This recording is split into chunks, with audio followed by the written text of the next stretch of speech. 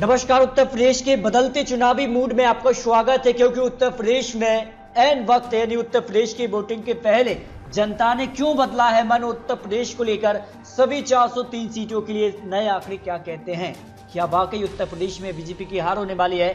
इसको लेकर 75 जिलों के नए ओपिनियन पोल, महा ओपिनियन पोल, लेकिन जनता का मूड क्या कहता है? उत्तर प्रदेश चुनाव को लेकर नया सर्वे क्या कहता है? क्योंकि उत्तर प्रदेश को लेकर अगर बात की जाए 1989 लेके 2017 तक जनता ने सरकार बदलती रही है, तो क्या 2022 में भी जनता सरकार बदलेगी या नहीं, या फिर जो यहाँ पर 1989 से लेकर 2017 तक अब तक का जो रिकॉर्ड है यानी जो इतिहास है उसको जनता बदलने वाली है। क्योंकि लगातार अगर कोई पार्टी दूसरी बार मुख्यमंत्री बनाती है तो फिर कहीं ना कहीं उत्तर प्रदेश के लिए जो लगातार यहाँ पर 1989 लेकर 2017 तक का जो ट्रेंड है उसको खत्म करेगी या नहीं, ये तो 10 मार्च को पता लगेगा। लेकिन इससे पहले उत्तर प्रदेश की 403 सीटों के लिए नया मूड यानी जनता का जमीनी स्तर पर क्या कहता है, क्योंकि उत्तर प्रदेश में क्या दौड़ेगी साइकिल या फिर खिलने वाला है कमल, इसको लेकर नए आंकड़े यहाँ पर महा ओपिनियन पोल के सामने आ चुके हैं। क्योंकि उत्तर प्रदेश के लिए यूपी का हिसाब किताब क्या कहता है,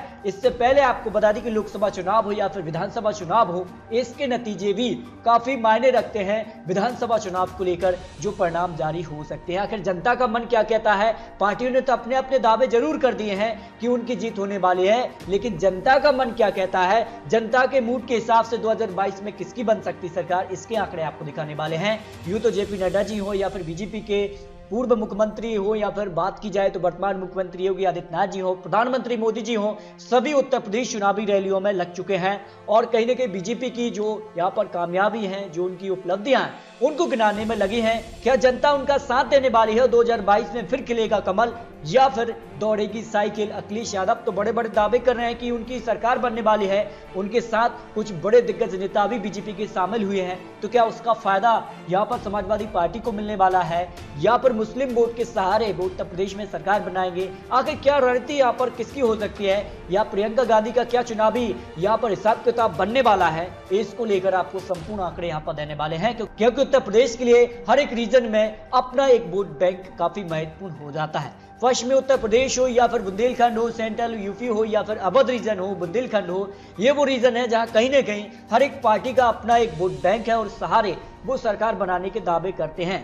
लेकिन जमीनी हकीकत पर किसका दावा कितना सटीक बैठता है ये काफी महत्वपूर्ण हो जाता है। लेकिन इससे पहले आपको कुछ पुराने आंकड़ों पर भी ले चलते हैं, उसके आंकड़े आपको दिखाते हैं। क्या योगी की सत्ता में वापसी होगी? लेकिन आंकड़े किसके पक्ष में दिखाई दे रहे हैं? 1989 से शुरुआत करते हैं उत्तर प्रदेश के लिए और जनता दल यानी सीएम मुलायम सिंह यहां से बने, लेकिन एक बार फिर पलटी मारी जनता ने और 1991 में भारतीय जनता पार्टी के सीएम कल्याण सिंह बन गए, यानी एक बार फिर से यहाँ पर बदलाव देखने को मिला है। लेकिन ये सिलसिला यूं ही नहीं रुका, जबकि यहाँ पर बात करें 1993 में एक बार फिर से समाजवादी पार्टी जो है मुलायम सिंह यहाँ के मुख्यमंत्री बने। पार्टी बदल गई लेकिन मुख्यमंत्री फिर भी एक बार चुने गए, लेकिन एक गैप के अंदर। लेकिन 1997 में फिर जनता ने अपना मन बदला और अब सीएम बनाया मायावती जी के लिए बीएसपी पार्टी से, यानी पार्टी भी बदल दी और यहाँ पर मुख्यमंत्री भी उन्होंने बदला। लेकिन एक बार फिर बदलाव देखने को मिला। 2002 में पार्टी समाजवादी पार्टी फिर जीती और मुख्यमंत्री मुलायम सिंह बन गए, लेकिन 2007 में ये बदलाव फिर देखने को मिला और यहाँ से बीएसपी बन गई। यानी 1989 से लेकर अब तक जो है हर 5 वर्ष हो या फिर इसके पहले ही यहाँ पर जनता ने मन बदला है और जनता के द्वारा कहीं ना कहीं मुख्यमंत्री हो या फिर पार्टी हो वो बदलती रही हैं। तो 2007 में मायावती जी ने अपनी सरकार बनाई, लेकिन ये भी एक बड़ा यहाँ पर अंतर देखने को मिला कि हर 5 साल में सरकार बदलती रही है और ये सिलसिला रुका नहीं बल्कि ये बढ़ा रहा है। और 2012 में समाजवादी पार्टी से सीएम अखिलेश यादव पहली बार मुख्यमंत्री बने, लेकिन 2017 में ये फिर बदलाव देखने को मिला। बीजेपी की सत्ता में वापसी हो गई और यहाँ पर योगी आदित्यनाथ मुख्यमंत्री बन गए। लेकिन सवाल अब बनता है कि आखिर 2022 में क्या ये जो बदलाव की एक सिलसिला है क्या वो यहाँ पर टूटने वाला है या फिर कहीं ना कहीं योगी आदित्यनाथ इसको बरकरार रख के एक जो लगातार यहाँ पर जो क्रम है उसको बदलने वाले हैं नहीं। इसको लेकर आंकड़े आपको दिखाते हैं, इसके बाद आपको महा ओपिनियन पोल के आंकड़े भी दिखाएंगे, क्योंकि यूपी के लिए अपने अपने दावे जरूर सामने आ रहे हैं, लेकिन योगी आदित्यनाथ क्या वाकई उत्तर प्रदेश के लिए एक अच्छी पकड़ बनाए रखे हुए हैं, इसको लेकर भी आपको यहाँ पर महा ओपिनियन पोल के आंकड़े दिखाने वाले हैं। लेकिन बात करते हैं कि आखिर बीजेपी का जो एक क्रम है, आखिर प्रधानमंत्री मोदी की छवि कितना महत्वपूर्ण रखती है, उत्तर प्रदेश चुनाव हो या फिर अन्य चुनाव रहे हों, और प्रधानमंत्री मोदी के चुनावी मैदान में उतरने से कितना फायदा हो जाता है पार्टी बीजेपी के लिए। प्रदर्शन की अगर बात की जाए तो भारतीय जनता पार्टी को कहीं ना कहीं 2019 लोकसभा के बाद बीजेपी का जो प्रदर्शन रहा है राज्यों को लेकर, उसमें जबरदस्त बीजेपी को नुकसान रहा है। अगर बात की जाए तो महाराष्ट्र चुनाव हो, झारखंड चुनाव हो या फिर दिल्ली चुनाव हो, इन सारे राज्यों के आपको आंकड़े दिखाते हैं। महाराष्ट्र की बात की जाए तो 2019 लोकसभा में 51% वोट शेयर मिला, लेकिन विधानसभा चुनाव में ये गिरावट देखने को मिली और 42% वोट शेयर पर बीजेपी पहुंच गई। और नतीजा अंत में ये रहा कि भारतीय जनता पार्टी सबसे बड़ी पार्टी भले ही बनी, लेकिन सरकार में फिलहाल एनसीपी, शिवसेना और कांग्रेस मिलकर सरकार चला रहे हैं, और अब तक ये सरकार यहाँ पर जो है मजबूती से चली भी है। महाराष्ट्र के अलावा अगर बात की जाए तो 2018 में विधानसभा चुनाव हुए थे, जिसमें महाराष्ट्र और राजस्थान, छत्तीसगढ़ में भी बीजेपी को जमकर नुकसान हुआ था। इसके अलावा अगर बात की जाए तो हरियाणा में बीजेपी सरकार में जरूर है, लेकिन यहाँ पर गठबंधन है, दुष्यंत चौटाला के साथ गठबंधन में है, यहाँ पर भी बीजेपी को जमकर नुकसान था। झारखंड में नतीजा ये रहा कि बीजेपी को यहाँ पर हार का सामना करना पड़ा। दिल्ली में भी अरविंद केजरीवाल के द्वारा बीजेपी को हार मिली। बिहार में यहाँ पर नीतीश कुमार के साथ गठबंधन में है। इसके अलावा अगर बात की जाए तो जो हाल ही में बड़ा झटका लगा था वो है पश्चिम बंगाल। जहां दोस्तों पश्चिम बंगाल में बीजेपी को यहां पर जो है पहले से ज्यादा सीटों में इजाफा जरूर हुआ, लेकिन जो बड़े बड़े दावे थे कि पश्चिम बंगाल में बीजेपी अपनी सरकार बना लेगी, उससे काफी पीछे रही, जबकि ममता बनर्जी ने यहां पर जीत हासिल की थी। तो ये कुछ आंकड़े आपको दिखाए हैं, लेकिन बात कर लेते हैं कि यूपी का चुनावी हिसाब क्या था, क्या कहता है।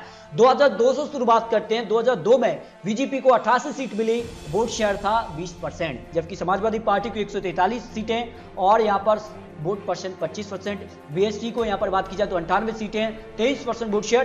कांग्रेस को 25 सीट, लेकिन 8% वोट शेयर उनके खाते में गया। इसके अलावा अगर बात की जाए तो यहां पर 403 सीटों के लिए यहां पर 51 सीटें, वोट शेयर 16%। यहां पर बात की जाए तो यहां पर 2007 में जब मायावती जी ने अपनी सरकार बनाई थी तब क्या आंकड़ा बना था, तब अगर बात की जाए तो यहां पर समाजवादी पार्टी को 97 सीटें, वोट शेयर 25% वोट शेयर, जबकि यहां पर बात की ले जाए तो बीएसपी को यहां पर 206 सीटें यहां पर मिली, वोट शेयर था 30%। यानी 30% वोट शेयर के दम पर बीएसपी यानी मायावती जी ने अपनी सरकार बनाई उत्तर प्रदेश के लिए 2007 में। लेकिन इसके बाद के आंकड़े क्या कहते हैं। 2012 में जब यहां पर समाजवादी पार्टी ने अपनी सरकार बनाई तब बीजेपी को केवल 47 सीटें मिली, लेकिन वोट शेयर था केवल 15%। यानी जनता जो है लगातार यहां पर बदलती रही है, एक पार्टी को इतनी ऊंचाई पर पहुंचाती है कि वो कहीं ना कहीं एकदम से अपना बहुमत प्राप्त करते हैं, तो जो बहुमत में होता है उसे नीचे भी लाती है। तो ये क्या आने वाले वक्त में बदलेगा नहीं, इसके आंकड़े आपको दिखा दीजिए कि समाजवादी पार्टी को 224 सीटें यानी पूर्ण बहुमत की सरकार समाजवादी पार्टी ने बनाई 2012 में, तो 29% वोट शेयर केवल मिला था। जबकि बीएसपी को 80 सीटें लेकिन 25% वोट शेयर, कांग्रेस को 28 सीट और 11% वोट शेयर 2012 के आंकड़े हैं। जबकि 2017 में क्या हुआ, समाजवादी पार्टी पहुंची 47 पर, जो पार्टी 2012 में 47 सीटों पर थी वो कहीं ना कहीं पहुंच गई 312 सीटों पर, और जो 224 पर थी वो सीधे तौर पर 47 सीटों पर सिमट गई। यानी कहीं ना कहीं जनता सीधे तौर पर उठाती है और किसी भी पार्टी को नीचे ला भी सकती है, ये जनता तय करती है। उत्तर प्रदेश हो या फिर अन्य विधानसभा चुनाव रहते हैं, यानी यहाँ पर बड़ा बदलाव देखने को मिला। बीजेपी ने अपने दम पर वो जीत हासिल की जो अब तक किसी ने ना मिली, यानी बीजेपी को 312 सीटें, समाजवादी पार्टी को केवल 47 सीटें, बीएसपी को केवल 19 और कांग्रेस की हालत तो केवल 7 सीटों पर ही सिमट गई। लेकिन 2022 की तस्वीर क्या बन सकती है, इसके आंकड़े काफी महत्वपूर्ण हो जाते हैं। आखिर क्या हिसाब किताब बनता नजर आ रहा है, पश्चिमी यूपी हो या फिर यहाँ पर बात करें तो जिस प्रकार से पश्चिमी यूपी हो या फिर चारों पांचों रीजनों पर बीजेपी ने 2017 में अच्छी खासी जीत हासिल करके विपक्ष को बड़ा झटका दिया था। बुंदेलखंड रीजन तो ऐसा रीजन रहा था कि 2017 में सभी 19 सीटों पर बीजेपी ने यहाँ पर जीत हासिल की थी। जबकि अब आंकड़ा क्या बनता नजर आ रहा है, आखिर किसके दावे में कितना दम दिख रहा है, इसको लेकर महा ओपिनियन पोल के आंकड़े सामने आपके बाद कि सी वोटर के हिसाब से बीजेपी को 223 से लेकर 225 सीट, जबकि समाजवादी पार्टी को 145 से लेकर 157 सीटें, बीएसपी को 8 से 16 सीट, कांग्रेस को 3 से 7 सीट, अन्य की बात की जाए तो 4 से 8 सीट। यानी उत्तर प्रदेश चुनाव में योगी आदित्यनाथ ऐसे मुख्यमंत्री बन सकते हैं जो लगातार यहां पर 1989 से लेकर 2017 तक का जो वक्त रहा है उसमें सरकार बदलती रही हर 5 साल के अंदर, लेकिन 2017 और 2022 में फिर बीजेपी सरकार बना सकती है। ये आंकड़े सी वोटर ने जारी किए हैं उत्तर प्रदेश की 403 सीटों के लिए। लेकिन पोलस्टार न्यूज एजेंसी के हिसाब से 235 से लेकर 245 सीटें बीजेपी के पक्ष में, समाजवादी पार्टी को 120 से 130 सीटें, बीएसपी को 13 से 16 सीट, कांग्रेस को 4 से 5 सीट, अन्य की बात की जाए तो 3 से 4 सीट अन्य के पक्ष में जाने का अनुमान लगाया गया है। जबकि डीबी लाइव के हिसाब से उत्तर प्रदेश चुनाव के लिए 144 से लेकर 152 सीट बीजेपी के लिए, जबकि समाजवादी पार्टी को 203 से लेकर 211 सीटें, जबकि बीएसपी की बात की जाए तो 12 से 20 सीट, कांग्रेस को 19 से 27 सीट, अन्य की बात की जाए तो 5 से 13 सीट। यानी डीबी लाइव के हिसाब से उत्तर प्रदेश में समाजवादी पार्टी की सरकार बन रही है। यानी जो लगातार वक्त बदलाव कर रहा है, जो सरकार बदलती रही है, वो डीबी लाइव के हिसाब से बदल जाएगी 2022 में। लेकिन अन्य ओपिनियन पोल कह रहे हैं कि बीजेपी की सरकार आने वाली है। टाइम्स नाउ वीडियो के हिसाब से 240 सीटें बीजेपी के लिए, 143 सीटें समाजवादी पार्टी के लिए, 10 सीट बीएसपी, कांग्रेस को 8, अन्य की बात की जाए तो 2 विधानसभा सीटें जाती हैं। यानी सारे जो न्यूज चैनल हैं उसके अगर आपको महा ओपिनियन का आंकड़ा दिखाएं तो फिर बीजेपी को 210 से 218 सीटें यानी बहुमत के करीब बीजेपी दिखाई दे रही है। यानी बहुमत का आंकड़ा तो पार कर रही है, लेकिन फिर भी जो कहीं ना कहीं एक बड़ा अंतर होना चाहिए जीत के अंदर, जो दावे हैं उसके करीब दिखाई नहीं दे रही है बीजेपी। यानी बहुमत पार कर रही है, लेकिन कहीं ना कहीं जो है एक बड़ा अंतर जीत का मिलता नजर नहीं आ रहा। समाजवादी पार्टी 153 से लेकर 160 सीटें मिलने का अनुमान है, बीएसपी को 11 से 15 सीटें, कांग्रेस को 9 से 12 सीटें, अन्य की बात की जाए तो 3 से 7 सीटें अन्य के पक्ष में जाने का अनुमान लगाया गया है। यानी उत्तर प्रदेश चुनाव को लेकर जो ओपिनियन पोल, महा ओपिनियन पोल है, उसके हिसाब से बीजेपी सरकार बना रही है, योगी आदित्यनाथ की फिर वापसी हो सकती है।